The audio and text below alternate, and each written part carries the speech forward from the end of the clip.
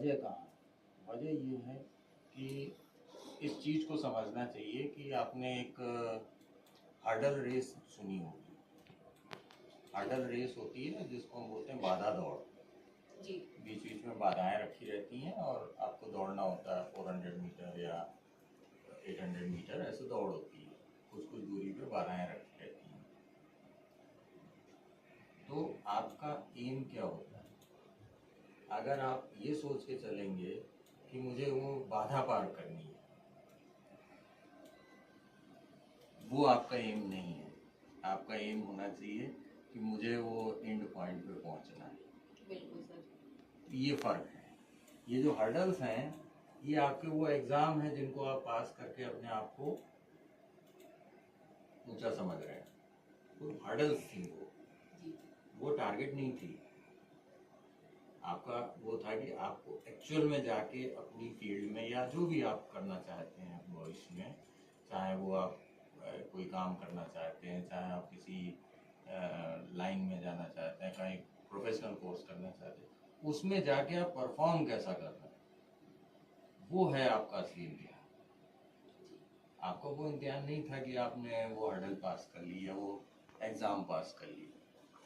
ऐसा कई, जैसे मैं अभी अपने सिस्टम की बात करता हूँ कि डॉक्टरों में भी भाई नीट पी यूजी का एग्ज़ाम देते हैं, नीट यूजी में क्वालिफाई कर गए, आपको एक कॉलेज में गया, आप कॉलेज में मेडिकल की पढ़ाई करने लगे।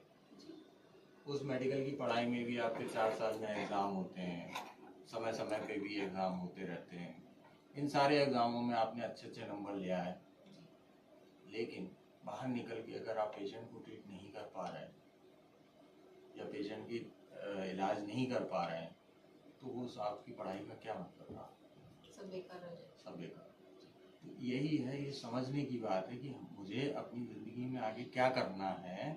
अगर हम उसको टारगेट लेके चलें, उसको ध्यान में रखें, हमें ये नहीं ध्यान देना है कि आज मेरा कौन सा एग्ज़ाम है या कल मेरा कौन सा टेस्ट है, वो इतना ज़रूरी नहीं है।